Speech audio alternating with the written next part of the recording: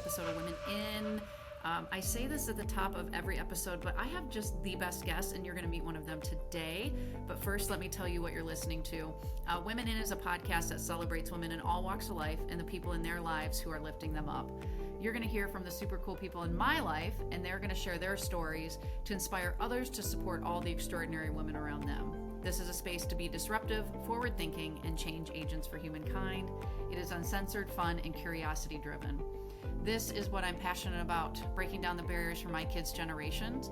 It's equal parts about my guests and the places we came into each other's lives, whether it be the Kalamazoo Wings, Mindfulness Elevated, Tony Will Coaching, or they happen to be in my family and friends circle. I am so excited for Sam Everts to be my guest today, and you're going to hear about how Sam and I met, but let me first read you her fabulous bio. And I love how she started this, putting out fires in the shadows while collecting and connecting people. Sam's career goals center on building a strong reputation rooted in compassion and service to others. She aims to be known not only for her professional achievements, but also for the positive impact on her community. By fostering meaningful relationships and supporting those around her, she wants to contribute to a culture of kindness and respect. As she progresses in her career, both personal and professional growth is paramount. She's committed to continuous learning, seeking out opportunities that challenge her and expand her capabilities, and she balances these aspirations with integrity. She aims to lead by example, demonstrating that success is not just measured by accomplishments, but by the difference we make in the lives of others. Ultimately, she aspires to leave a lasting legacy of compassion, excellence, and growth. Holy cow, what a bio. Sam GPT right there. I love it. Hi, Thanks. Sam. Hi, this is so fun. Isn't Thank this you so awesome? much for having me. You are, so here, first off, for those of you who are listening, I'm holding up this wonderful gift Sam sent me when I launched the podcast. If you're listening, they're called feminist postcards, and it says, because the patriarchy isn't going to fight itself. And she wrote me the best note.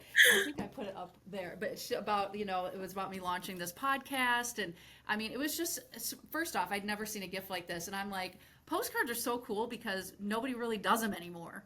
Yeah, it's a dying thing, unfortunately, but they're such a cool thing to see every now and then in the mail. So I love it, and I'm going to use them. And some of these postcards have the coolest sayings. They cannot burn us. We were made from fire is one of them. And I won't go through and read all of them, but I think there's some swear words in there too. So that's more why they fit you. well, I love a good swear word. It's my only vice, I think, at this point. Oh my goodness. So, Sam, let's start with how we met because I always start. I think it's such an important thing for people to learn. Like connection is so important to you, and as we listened and as I read your bio, so how did we meet? How did we connect? So what's funny, and I don't know that we've ever talked about this, maybe we have. So I actually knew who you were over a decade ago. Oh, I did Yeah. not know that. So we have a mutual friend. Her name is Sandra Ivy, and she was one of my very first mentors. And she's the one that kind of like broke me into the whole networking scene, and to which was very daunting as a 22, 23-year-old young female who's working two jobs and going to school. And I hated the feeling of community, and at that time, because I hated being known. I ran away as fast as I could from growing up in my hometown here of Kalamazoo, and still landed back here. But so she kind of helped me break down those barriers, and as she was helping me to progress, like she knew I had reached my limit at the place I was at with her. And she wanted to help push me to my next thing. And she's like, you should go work with Tony Will. She is amazing. And she just got hired on as the GM at the Wings Event Center. Like, I think you should go work with her, for her, whatever. Like, she's amazing. And I was like, okay, who's this Tony Will chick? And I don't think we'd ever met until like in person until I started working at GHG. So yeah, I don't know. I think we finally met at one of our meetings, maybe one of the manager meetings. I think we met kind of unofficially. So yeah. That is what a story. Oh my gosh, I love Sandra. She would be another Surprise. great podcast guest. I'll have to reach out to her. She is so funny. Like I just love her. I love her sense of humor. We used to go have marketing meetings together, and I'm using air quotes right now because we would sit there and she would paint her nails and that was her reading time that she'd set aside to like read professional help books. And we would have a meeting during it and she'd paint her nails and we would watch Matt Belisari was his name, on Facebook, and they were just funny videos. And it was just like a 10-minute break for us to sit there and just laugh. And yeah, so like I learned to not take life too seriously a little bit from her. Yeah, I love that. And I love how I mean, it's about what this podcast is about too. It's about women lifting each other up. And that's what she was doing for you and saying, here's how to get connected. And now look at you. You're like connected all over the place. You're like the queen of it in Oh Kalamazoo. my gosh, it's so fun. I love it. Yeah. So talk to me about why you agreed to be on the podcast. Well, I love what you're doing. I think that even just I think it was, well, obviously Sarah was your first one, Sarah Olszewski, our vice president of marketing here at Greenleaf Hospitality Group. And she is a visionary. Like I just absolutely love her beautiful mind. And I love listening to her talk. And so I was so excited to hear her and support her being on your podcast, but also like support your podcast being launched. And then I listened, I think it was your second one, and your guest talked about a female crone, right? Like a wisdom Mhm. woman, maybe older in her age and just wise beyond all. And I thought about that and I was like, I want to be that. I want to be a crone. That sounds like fun. But then I started listening to your podcast more on like Joe Roberts, and he's hilarious. And also has a beautiful mind. And then Coach, hearing him, like I don't think I've ever heard more than a few words out of his mouth in a face-to-face conversation. So no, I just love what you're doing, and just the raw, unfiltered hearing people have conversations that have different perspectives on life and but also have mutual respect for each other and all things. So I love what you're doing. Thank you. Yeah, and there are just so many. I'm surrounded by so many fantastic people, and that's why I open with that, talking about where all these people come into my life. And I could probably add to the list, but we'd be here all day because I'm getting your crone status over here. And for those of you who don't know, so Terry Patterson is the guest you're referring to, and she was episode one, and she referred this book called Loving Midlife by oh god, Chip. Anyways, go listen to episode one. It's really good because I too value wisdom, and as I'm in very much the center of midlife, I can't. I'm just such a curious person, as are you, and it's just like I want to absorb all that energy, whether it's through books or the people around me, and we work for an organization that so supports that, and it's motivating, right? Like, Yes, yes, yeah. And I've always said, at least starting in my 20s, kind of when I started developing emotional intelligence and more self-awareness and reflection and things. But like, I think everyone has an opinion. We all know that. But it's always formed by a perspective that comes from an experience. And who am I to say that you're wrong from your experience and what you pulled from it? And so I just think no matter what our opinions are, that we always have something to learn from each other. And I love all people until I don't. Like, well, it's kind of like that old adage, trust until you show me otherwise, right? right. Like, yeah, Yeah. yeah, Yeah. So no, I love learning about people and their stories and how they got to where they are. And I think there's always just something to learn. So yeah. And I do a lot of I'm really fascinated with the brain right now.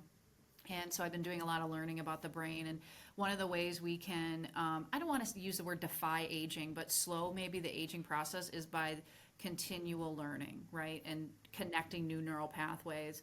And so, like being interviewed on a podcast is learning, right? Or launching a podcast is learning. So it's just like, well, yeah. I'm going to give this a try and Yeah. we'll see what it does. And that's kind of what you do because we're curious people, and I love that you have that same core value as me and a lot of us here. Curiosity, Sarah, you mentioned too. So Yeah. Yeah, exactly. so you are big, like I love how you are I don't want to give you the label feminist. I'll let you determine if that's a label that you wear or not. But you are a huge supporter of women in our I am. community, just in general. Like you lift women up. And so I want to know who the women are in your life that lifted you up and made you Sam. Yeah, oh my gosh, that's such a big question because, and I know this is different for everybody. And I know a lot of people say like their mom or their grandma or whatever. And I learned a lot from both of my parents, my mom included, and I still have lessons to be learned, even though I no longer speak to her, about just her in general and how she went about life. And I took a lot from her. Like there was one specific moment in my life. I was playing lacrosse at the time, and I came off the field, and my mom goes, honey, I gotta tell you, you ran like a girl. I was like, I was like, wow, I don't know if I should be offended or not. Thank you. Right. So I don't know. But the women in my life currently, especially that have been in my life for several years, one of them is my sister, and I do still learn stuff from her, even though she's younger than me. And I think I bestow a lot of my own learnings onto her unsolicited. That poor girl.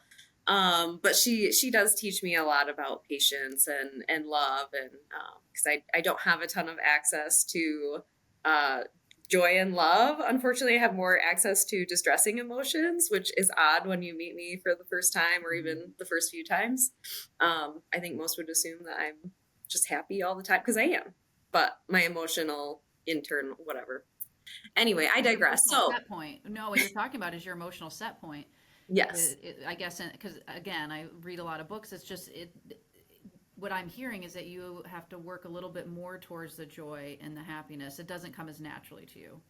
Yeah, I'm just not, and this is once again like a learning that has come even recently, in my self awareness and everything. And one of the things that GHG offered me was working with an executive coach and, taking personality tests, which, I've done the Gallup to for Striker and all of that stuff. But this was a little bit different. And I did not realize some of the things that came out of it would be that I have more intense feelings towards negative emotions.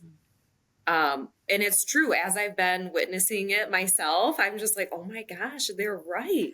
So but anyway, so it's been a learning curve, that's for But I sure. love that. I mean, like here we go off on a rabbit hole, I know, sorry. but no. This is good though because this is stuff that I get fascinated with because what you're doing is you're sitting because you're getting coached and you're sitting in the awareness of what these tools are that you have at hand through your coach and you're able to step back and observe yourself and learn so much and it helps make sense like to see yourself more clearly to be a better woman in, which we'll fill in those dots in a little bit. But I love that the transparency you're bringing to it too, in terms of Oh, saying, yeah, I'm not like, listen, I may present like happy go lucky, but that's not my set point.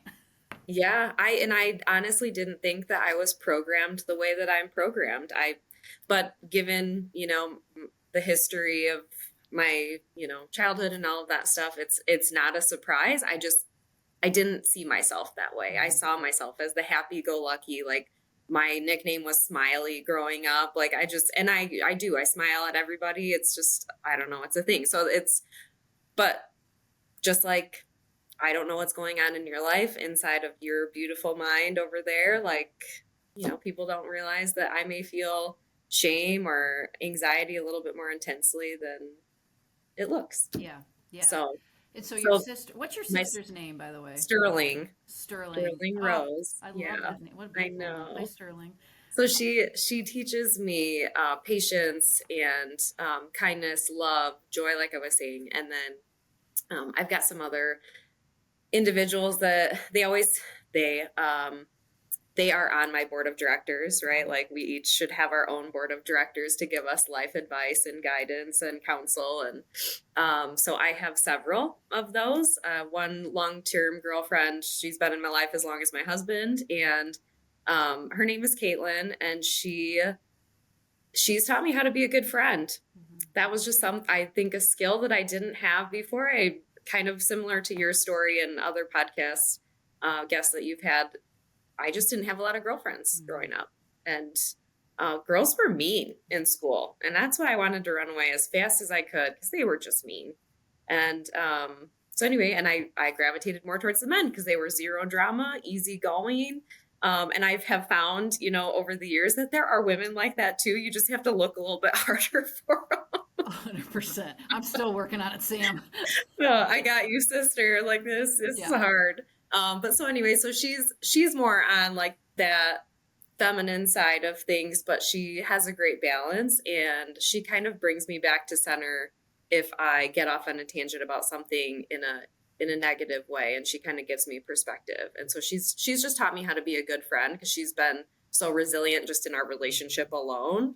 And I'm very brash at times, and she just kind of rolls with it and just kind of gives me the what's up when I need it. So I just love her. And then another girlfriend, Naomi, we just have the most in-depth conversations. So many people don't do depth, Mm-hmm.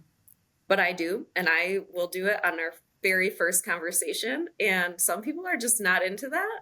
And this girlfriend, her name is Naomi, she does depth every time. And I just so value that Mm-hmm. because we are a mile long and 5 miles deep in our relationship. And then I would be remiss if I did not mention my girlfriend Danielle Street in town. She's a longtime attorney in Kalamazoo, and she has been such a wonderful sounding board for me over the past several years. And I just walked straight up to her at a party and I was like, "Hey, I heard you had a philanthropic group and I want to join it." And that's how we met. And we were fast friends after that. And I ended up taking over the group You a did. couple of years ago. And yeah, so anyway, those are most of the women in my life. I could keep going because I do have more, but those are my top. Yeah. You have touched on something that has not come up in my podcast before, so I want to talk about this. And now we're going to be fully off script, but depth. And you said Yeah. you go deep right away. Talk about that? Like, how do you do that? And how do you define that? I want to learn more about that. Um, so how do I do that? People will tell you what's on their mind. You just have to ask. Mm-hmm. And I think my approach is and my energy is very open-minded, and I think people pick up on that when I'm talking to them. So when I ask, it's not to be prying or anything. Like I'm asking because I feel like they may want to talk about it, but also I'm genuinely curious. Because like I said, I mean, we all have opinions and they're all formed from different experiences. What were your experiences? Tell me about it. How did you get to this opinion and this specific thing? And I don't even know. I can't even think of an example of how I just jump right into it. But I had a really great conversation with Allie Lockhart today, actually, in our elevation training with the executive coach. And she's in marketing for anyone that's not a GHGer. So her and I are very different. Like you would think that we're very similar because she's also very smiley and bubbly and sweet, but our minds are totally different. Like she needs space to plan and she wants information ahead of time. And I'm like, I can go on the fly and make decisions and shoot from the hip and totally be okay with it. And she's like, no way. I need space first. And so when we sat down and we were talking about the topic today was psychological safety and what are some experiences that you've had and where you haven't felt safe, and which is a deep topic in itself, right? But we sat down and we hadn't ever had depth in our conversation yet. Like it's always been, hey, how are you? Goodbye. Yeah. And then we sat down and I go, so I just want to let you know, like, I thought we were a really great pair to work on this today because we complement each other in this way. So we might find different perspectives from each other. And I think that just kind of opened the door for her comfort in coming out with maybe some of her experience to talk about even the psychological safety, even though it's an assignment, like Yeah. it still is easier to talk about when there's a comfort level in the conversation. And so I probably do that most times when I'm sitting down with people and, a topic comes up and I don't know, I just approach it in a really soft way and genuinely ask them about what's going on with them or how they came to where they're at. And I meet them where they're at. And then the conversation just kind of takes off from there. And we get into several different rabbit holes and it's glorious. And I love Yeah. it. Well, that yeah, exactly, and that's why I like to ask the how, because the definition is different for everyone. But you hit on something very early on. Most people do want to talk about things. You just have to ask, Yeah. right? And genuinely care, right? Because you're not asking to gossip or get the Oh my tea, gosh. No. right? No, because we're No. talking about psychological safety, so that's the polar opposite. And Yeah. so you genuinely care and you want to know. And I think so much in our society is, instant gratification and, we're, quick updates on social media and actually right now we're virtual, even though we're in the same town. And I actually saw you in person today. I know. I was like, what are you doing here? I was getting my hair cut. So, but it was like, it's just this, it is less about the deepening than it is about convenience. Mhm. And so when we're in these opportunities to maybe we use the technology, like in this case, to get to know each other better and publicly, because it'll be out there for the world to listen to, but to have these deep conversations and the value in that, and getting to know someone better. And I don't, I, it's easy to make assumptions about people, isn't it? It really is. And actually, so we have these, you should get some if you don't have them. They're called Tell Me More cards. Mm. And we use them as icebreakers in our, director meetings and stuff. And then also in our, if we have guests or whatever, we kind of break the ice. That's our icebreaker Yeah. as we just have a tell. But they're actually really deep, thought provoking questions. And so it allows that space to to encourage people to tell their story, right? And one of them was, "What do you think people assume about you?" And so this was the last card that I pulled at a recent meeting, and I'd seen someone have it before, and I was like, "Ooh, I don't know." So I had to kind of use Steph Farrell as my sounding board because I'm like, "What do you think people assume about me?" I was like, "I think I know what it is," and she's like, "That you come from wealth," and I was like, "Yeah, me too." I didn't know if that was okay to say, but now I'm gonna say it. And so, yeah, I think people assume because I do enjoy some of the finer things in life, but I think most people would be shocked to know that I come from an extremely blue collar family.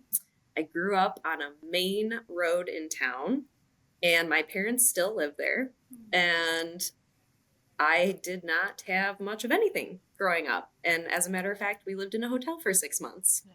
So, yeah, I just bought myself a Mercedes and I like to wear nice clothes, but the one thing that people don't know for sure is that I love a good deal.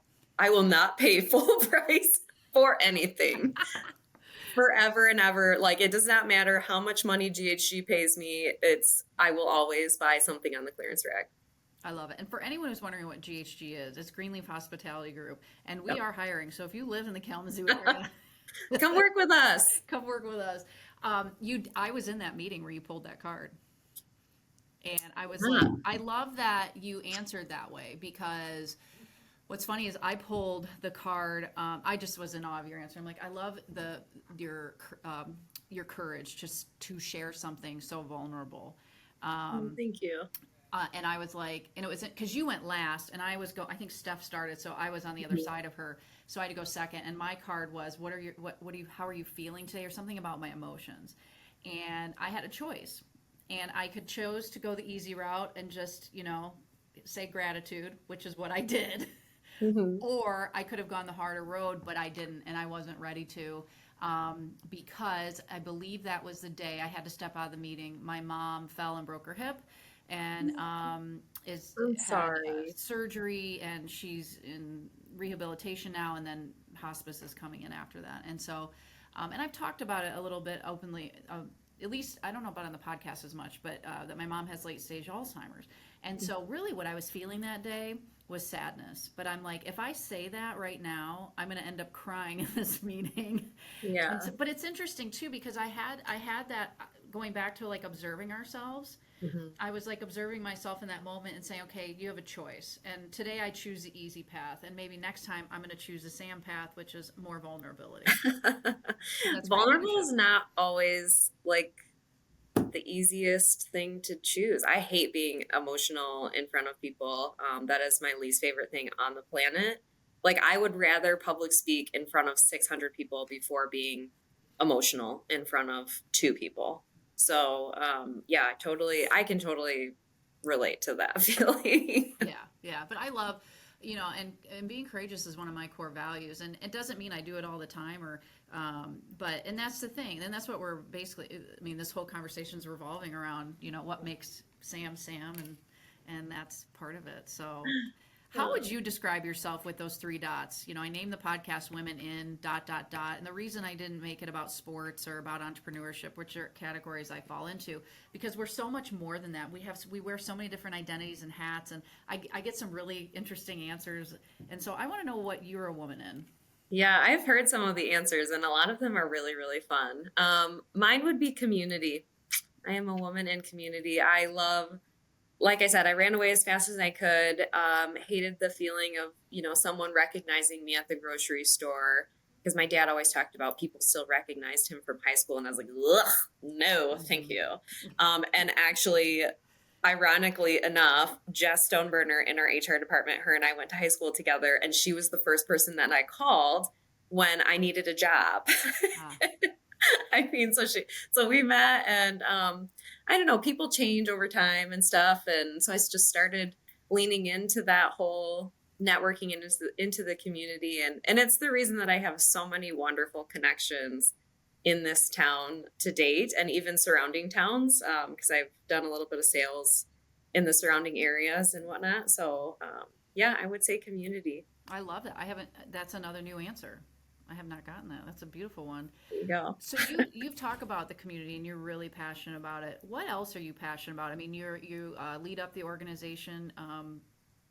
I was part of it over a decade ago that you just took over. My Women who care. women who care. I was going to say women in caring. I'm like, no, that's not right. Yeah. Women So who care. tell me what you're passionate about. Oh, generally speaking, I just like helping others. So, like I had in my bio statement, or my slogan, I guess you could call that, I love that. putting out fires in the shadows, because that's what I do. I am a solutions person. Do not come to me complaining, because you will not get what you're looking for. Um, you'll get a solution. You will get unsolicited advice and a solution, which is another reason why I need to like keep leaning into this whole self-awareness reflection, because sometimes people just want to vent, and that's okay too. I'm just not good at it. I will tell you the answer to your problem. But it's good that you know that, right? Yeah, And you well, can work towards, you could work towards that area of, do you want me to listen? Do you want advice? Like you can work towards that. right. Yeah, and that's something that I've learned recently is asking, right? And I think actually Joe Roberts mentioned something today in our elevation class about, do you want me to listen, or do you want me to like give feedback? So that's a great way to start a conversation. But anyway, so I love helping others, and yeah, collecting and connecting people. That's exactly what I do. I don't get paid to do it. One of my friends said I should start a people's version of Angie's List, and it should be called Sam's List, because anytime you call me and you ask, hey, Sam, do you know somebody that does this? I say, yes, I got a guy or I got a gal that does that, or I know someone that does. So, and then I shoot over a phone number or a resource or whatever. And so I get that constantly. And so I just am always connecting people with each other, because who am I to keep them to myself? I mean, I want them to, collaborate and benefit from, of either a business partnership or a friendship or whatever. So I've actually I'm like a matchmaking service for people, and their businesses, essentially, I or love it. personally. Sam's List. Yeah, I well, and it must be motivating to see those type of collaborations come to life. it is. It's so satisfying, honestly. And sometimes I forget, like, for example, I went out with some girlfriends, and a couple of my other girlfriends were there, and we were just all out talking, and I introduced one of them to one of my longstanding friends. She's like, Sam, you introduced us like 3 years ago. Like, we're friends. We're all friends. And I'm like, oh yeah. Like, how did I not? I just forget. I just forget that I connect people over time, and then they, their relationship just kind of develops on its own, and I don't have any insight to it at all after I introduce them. So Hey, it's fun. they I got love introduced twice. it. Yeah, Twice is exactly. nice. So, what is one of the things that I think women, well, I know because I'm going to run into is this notion of work-life balance. You know, it's like this big question, and I admittedly, and since you've listened to a lot of the episodes, I think it's a fallacy of work-life balance. But I always say it's because I'm not good at it. But how do you balance work in your life and just the relationships outside of work, and how do you make it, how do you keep all the plates spinning?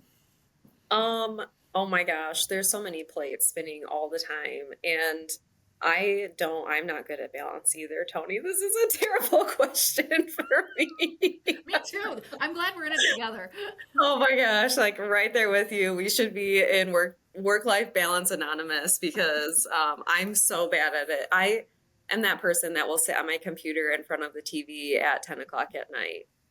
Um, so and it's just hard because it's my groups are also fluid outside of just my husband, right? And the time spent with him, which I can always tell when I'm neglecting and like need to spend a little bit more time. And I kind of set some additional boundaries with other things. But outside of that, I don't have kids.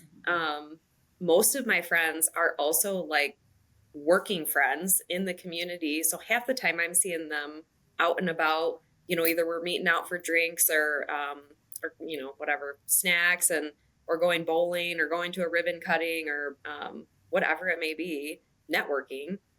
Because that's where I've met a lot of my Mhm. friends, and or just going and sitting outside on my porch and then checking my emails on my phone. I know. I work on that too. It's hard. It is hard. So I don't, it's just I've never really had boundaries there. Even when I was, an hourly employee, I never logged all my hours because I could never let anything sit still. Yeah, yeah. Where is Achiever in your top five for your Gallup Strength Finders? Do you remember? No, it's actually not. And thanks for prepping me. I didn't even review my top five. It Um, wasn't on there though. See, I'm just springing that on you. yeah, Woo is in there though. Surprise, surprise. Okay, so I like to talk about Woo, and actually, you're the first person I talked about Strength Finders with too. So Woo, just okay. Let me back up. Strength Finders is a great tool, y'all. Like my dad used to be an executive coach, so I grew up taking these personality assessments, and so I took my first Strength Finders when I was like 13. Now Oh, Woo's at the bottom for me, which I think people find interesting, but I'm like, once you get to know me, it's not that fascinating. But Woo is winning others over. hmm And so I love that that's in your top five. And that actually bodes well for the sales part of your career that you talked about hmm because those two go really well together. So Yeah. Yeah, it's super fun. Once again, like it's just weird when and they're not that they're directly all tied together, but it's weird when people meet me, them not knowing that I have higher access to negative emotions, right? Like mhm, you just would never know that about me. So yeah, I'm a persuasive person. yeah. And I love that about me because I will just sell anything. I could sell ice to Eskimos. Me too. I have a course that I've taught that's called Sales Isn't a Dirty Word. And it's all about selling in what I would call a more relationship, compassion based way, because nobody loves to be sold to or told what to buy, right? Like, Yeah. It's just so about leveraging what you know and, inspiring them on, like the passion that you have for the thing or the product or whatever it may be. Like I am just I love promoting people mhm. and things and like if somebody starts a business, I tell everybody, like, oh my gosh, you have to go check them out. They're doing this, this, and this. And like, I think my excitement, and that's where the woo What comes you- in, right? Like winning them over to then go check this business out. And it's now profiting another person. So what are you selling right now? I need to know. Oh my gosh, GHG. I am out there just wheeling and dealing GHG people. Yeah, I'm kind of like a shameless recruiter, I guess, in a sense. Well, we are growing. I mean, we've got this new arena we're building. We've got the country club that's going under a remodel. We got the Burdicks going. I mean, a lot's happening. So, Yeah, I sell it all. I sell all of it. yeah, Like you want to know about what's going on downtown Kalamazoo, you call Sam Everts. there you go. That's and at the end of this, we're going to talk about where they can call you at. Oh my goodness. What are you reading or listening to right now? What I don't know if you're a book reader, an Audible listener, podcast listener. What's on your top 10 list? So I am not a good podcast listener. You're truly like one of the only Aw. podcasts that I have consistently listened to. And when I say consistently, I mean like several times a month. I'm not like checking in every single week. But I am reading, I just started reading this, and I can tell you about my last read, but I just started reading You Grow Girl by Julie Nee. She is a partner with John Gordon, and she was a speaker here at the Radisson in Kalamazoo, and she was a speaker for HumanX. And she talked about, I think it's called The Power of Positivity or something like that, is the book by her and John Gordon they worked on together. And I always kind of feel bad for speakers. I'm very high in empathy too. I feel bad for speakers because, they're usually in a place they don't know very well, which means there's no one there for them to hang out with post or pre event. And so I try to, they're humans too, right? Like it doesn't matter how many books they've written. They still have to put their pants on the same way that I do every day. And so I just went up to her afterwards and I was talking to her about, her travel and stuff like that and her work. And she just kept like staring at me. I was like, why is this chick staring at me? And she's like, I am just so impressed that you like just know all of this stuff and you know all of these people. And like, because we were also talking to others and I don't know, traditional Sam just came out. And so anyway, she's like, I'm just so surprised. She's like, are you going to be here tomorrow? I was like, yeah, I'll be here tomorrow. She's like, okay, I have a gift for you. I'm like, okay. Aw. And then she gives me this book and it was just such a sweet gesture. And so I started reading it and it's really just about, life is an adventure and we really, there's just an opportunity for growth no matter what stage you're in your adventure. And just, being open to those opportunities and everything. And just like I said, having conversations with people and just having an open mind and knowing that they came from an experience. It's all connected. I love that. And it's called Yeah. You Grow Girl. And what You say her name again? Julie Nee. And how do you spell that? I think it's Nee. Okay, Julie Neep. I'll Yeah. have to check that out. I love that. What was the book you were reading before that? Okay, so I read a lot of fiction. That's kind of where I get my escape time when I do have spare time, when I'm not on my computer at 10 o'clock at night. I just read, it's called The Midnight Library, Oh. and it's very interesting. So it just, without trying to give the whole thing away, it's basically this girl that's she's in between life and death, and she's found herself in this situation, and she's just kind of in this parallel universe, and she ends up in a library, and this lady, the librarian, is actually someone from her past, and she's saying, every single book in this library is a variation of your life. So it could be anything, like any decision that you made along the way that's now completely shifted the entire trajectory of that life. And you can open any of these books, jump into it, and start living that life. You just have to decide whether you want to stay or not. And so anyway, it was just really interesting because at the end of it, she decided to stay. Well, now I'm giving away the book. Yeah, Dang. no, okay. We know that she stays somewhere. That's all we need to know. Okay. So it is very good and it's very introspective. Like there's a lot of stuff that I pulled out of that one, which I don't typically pull out of fiction books. So that was good. That is, I love it. I love the concept. Yeah. I'll have to check that one out too. Because right now I'm reading Reality-Based Leadership and it's really good. I'm almost done with it. And so I've got, I think after that 9 books left before I hit my annual goal of reading my age. You So, go, girl. yeah, I'm getting there. But I've got 2 on my bedside table, and then I've got another. I mean, my wish list is long, and anyways, but Same. It's so bad. it sounds crazy, but it's fun to me. So I love that you love to read too. And that is something that actually always loved to read, but I've changed my mind about it more as I get older. And this is one of my favorite questions about what you've changed your mind about recently. And I ask this because I think some people often think like we are just who we are, and that's just not true. We're allowed to evolve and change no matter if we're 5 or 85. So what have you changed your mind about recently?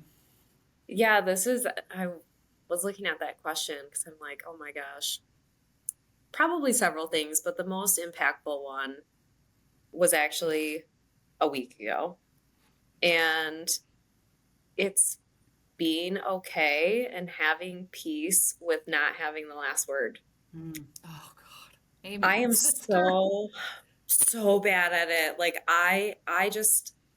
I'm constantly feeling like I have to explain myself if things aren't going my way or things didn't turn out how I expected them to. And I feel like I have to explain myself or defend if someone disagrees with me. I'm a pretty agreeable person for the most part. At least I think I am. Mhm. But anyway, so I just being okay with not having the last word and just making peace with it, because that's the toughest part is walking away and being okay with walking away and not being like, oh, I should have said this, because I've done that too. Oh yeah, those imaginary like when you imaginarily redo the conversation in your head, Oh, right? Or and and it's just so like all consuming, right? Like it is such a negative suck of your whole space in your head, in your mind, like all your emotional being, and it just sucks all the life out of you. So I've made peace with not having to have the last word, and it's okay. And maybe sleeping on it helps.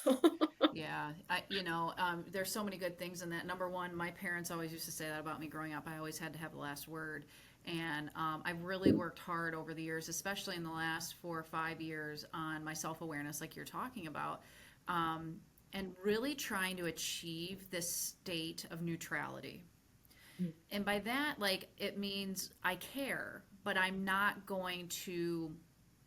really going to be more mindful about what emotions are part of that, whatever the topic is, and separating the facts from the emotions.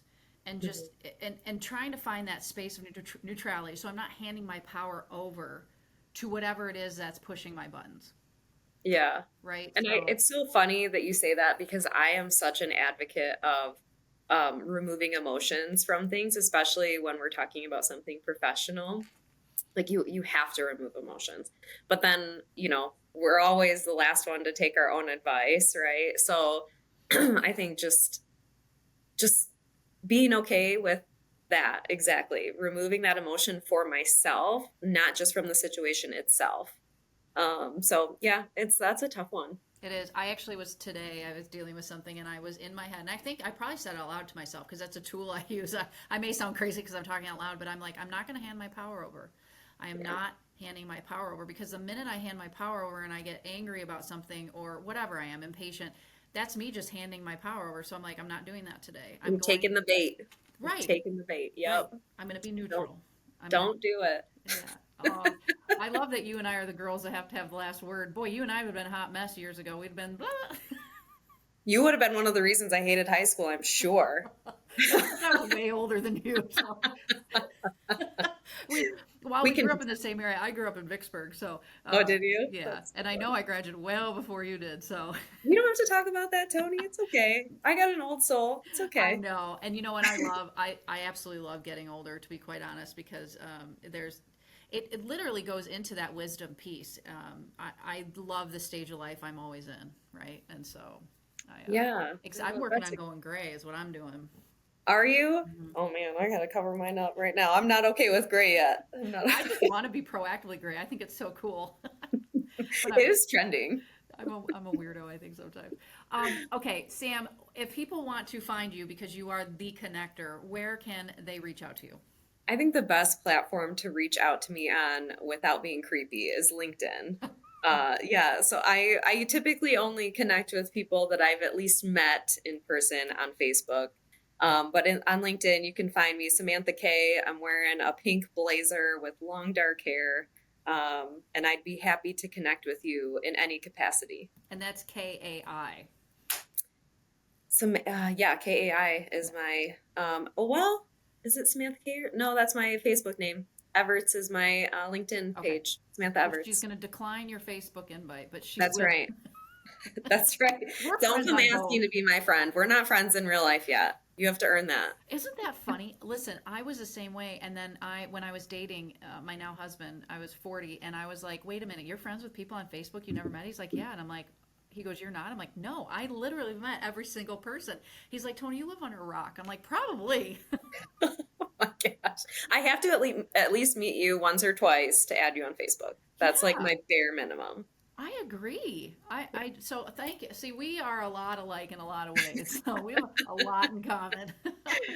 Oh, I can sense a coffee in our future here, very near. absolutely. I love coffee, as a matter of fact.